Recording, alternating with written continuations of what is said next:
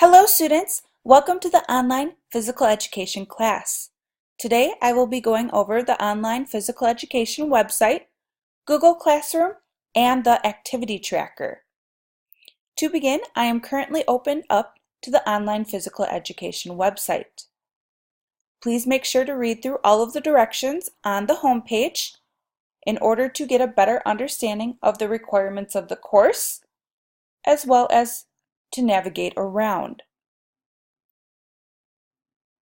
From here, there are different menu options on the left-hand side of the page. Calendar, Contacts, Google Classroom, Modules, and the syllabus. If you open up the calendar, this will allow you to see the class description, general information about the class, and a calendar that lays out important dates throughout the 6 weeks.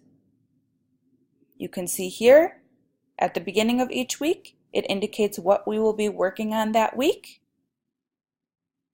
And then throughout that 6 weeks, there are 3 mandatory face-to-face dates. You can see here the location of the mandatory face-to-face dates.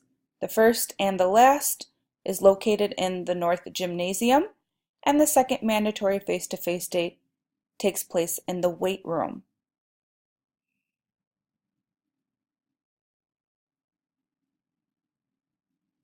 A little bit more about the mandatory face-to-face dates. If you do not attend the first and the second mandatory face-to-face date, you will be automatically unenrolled from the course. And if you do not attend the last mandatory face-to-face date, unfortunately, you will receive an F for the class. Next is Contacts. There are multiple teachers that teach the online physical education courses. You can identify the section that you belong to by logging into Infinite Campus, and it will indicate what section you are in. Once you know the section, you then can join the Google Classroom, which I'll show you in a minute here. But a little bit more about contacting your teachers. Please first try to contact us by email. If that does not work, please contact us by phone. If we do not answer you within 48 hours, you are welcome to contact Mr. Dunbar, the associate principal. And if you have any technology related issues, please contact Mr. Wright.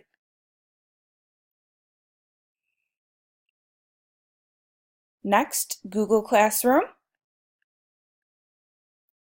Again, to find what section you are in, please log into Infinite Campus, and it will identify what section you belong to. Once you know the section, you can come to the Google Classroom page, copy the code, and then go to your email account to join your Google Classroom. So if you're unsure how to do that, I'm going to show you right now. I'm going to go into my email account, click on the 9 little squares in the upper right hand corner, click on the Google Classroom app. If that is not available, click on More. Click on More from Apps and Marketplace. Input Google Classroom into the search box, and then download Google Classroom to your app store. From here, again, you're going to come back to your email once you have successfully downloaded the app. Click on the 9 little squares. Click on the Google Classroom app. Now, in order to join the classroom, you're going to click on the little plus sign in the upper right-hand corner. This allows you to create or join a class. Click Join Class, paste that code, and click Join. From here, your classroom will download to your Google Classroom app. As you can see, I have multiple classes here already. Whatever class you would like to go into and see what work you have to complete, you would click on. You can see here I have already uploaded multiple assignments for my students to complete.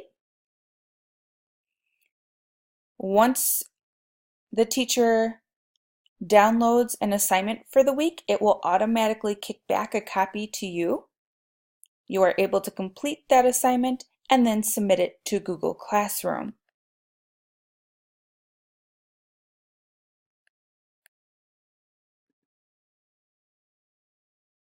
A little bit more about assignments before I move on. Assignments are to be submitted every Sunday evening by 11:59 p.m.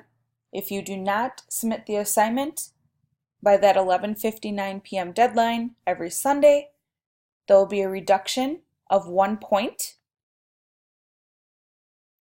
Also, all assignments are worth 4 points.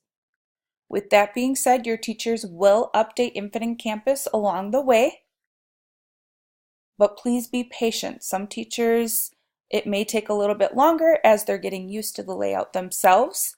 Other teachers may update every week. So I would check periodically just to check your grade throughout the 6-week course. Next is modules. Modules, these represent the 6 weeks of the course, so there's 6 different modules. Let's head into Module 1, which is about fitness testing and goal setting.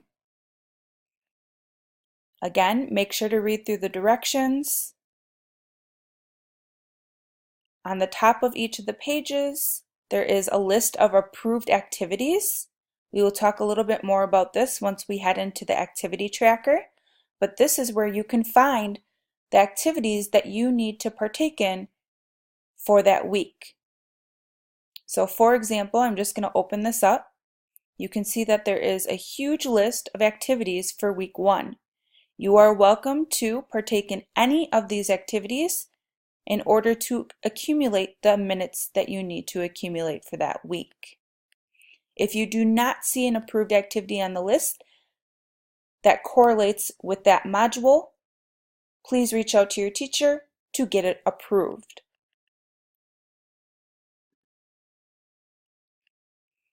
Now, if you go to the bottom of each of the modules, there's a list of assignments to complete.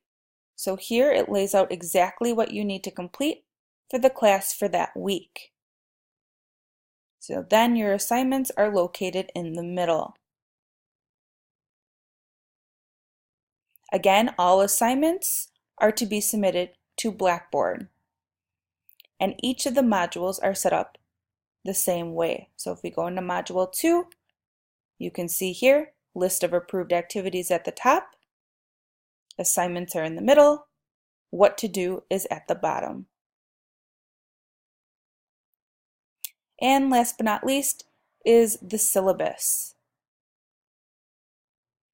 As you can see here, the syllabus again provides that class description, general information, teacher contact information, emergency contact information, the skills necessary for the class, the activity minute breakdown, and the materials needed, as well as important dates.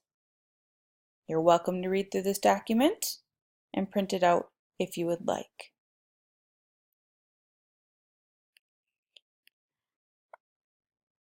Thus far, I have went over the online physical education website and how to join Google Classroom.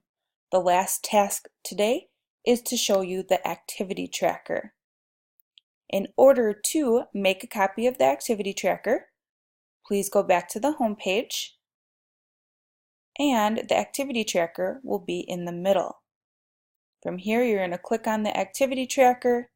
It's going to open up into a new screen and ask you to make a copy.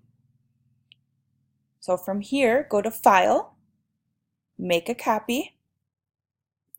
In the place of Copy Of, include your name, first and last name, and then click OK. This will allow you to write in the document.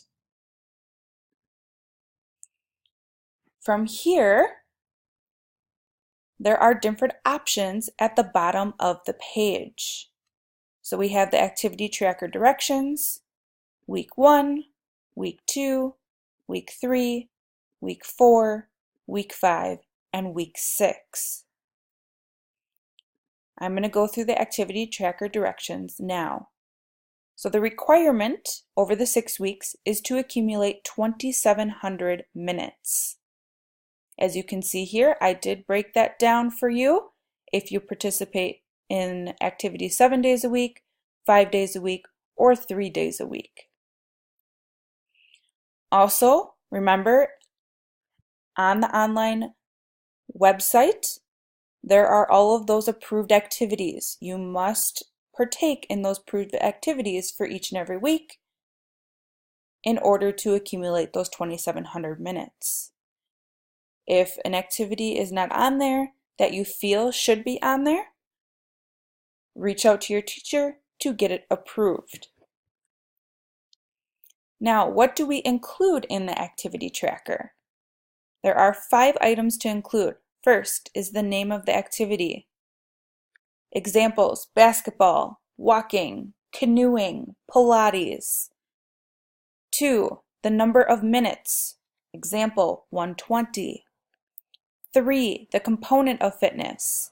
There are 5 components of fitness. They are listed below: muscular endurance, muscular strength, flexibility, cardiorespiratory endurance, and body composition. There is a video under the first week activities that allows you to understand each of those 5 components. The 4th item that you must include is your heart rate while you complete or right after you complete the activity.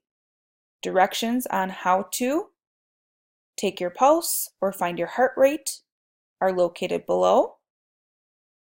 Pictures along with directions. And then the 5th component that you must make sure that you include is the personal reflection piece. This can consist of a written summary of the activity, a video of the activity, or a picture of the activity. Now, I do want to show you an example, so I'm going to go to week 6, and July 16th, I'm going to include the activity walking. I participated in this for 120 minutes. As you can see, once you put 120 here, it also is going to calculate your total at the top. So I'm just going to show you, it's going to go up, put 60 here, 40 here, and you can see that number goes up every time. So it's calculating the total number of minutes you've participated in that week. The component of fitness, cardiovascular endurance, heart rate, we'll just put 120, and then the personal reflection piece. If you are trying to insert a video or a picture, you go to Insert, Image, and then you can upload the image from your computer or wherever you downloaded it, and then click Select. Same thing with video, or you can do a written reflection. Now, at the end of the 6-week course, you will have to indicate the total number of minutes in the activity tracker. So what you're going to want to do here is go from week to week and go to that total at the top. You can add it on paper or by using a calculator and add up the total number of minutes from week to week. Once you add that up, you're going to put your total within the total number of minutes over the 6 weeks, and then you are done and can submit your activity tracker to Blackboard. Now, please keep in mind, you must reach 2,700 minutes. You can go over, obviously. If you don't have certain things filled out in here, you will lose points. And if you do not complete the activity tracker or do not reach the required amount of minutes, unfortunately, you will not be able to pass the course. With that being said, if you have any further questions about the online physical education website, Google Classroom, or the activity tracker, please don't hesitate to reach out to your teacher. Thanks everyone. Have a great day.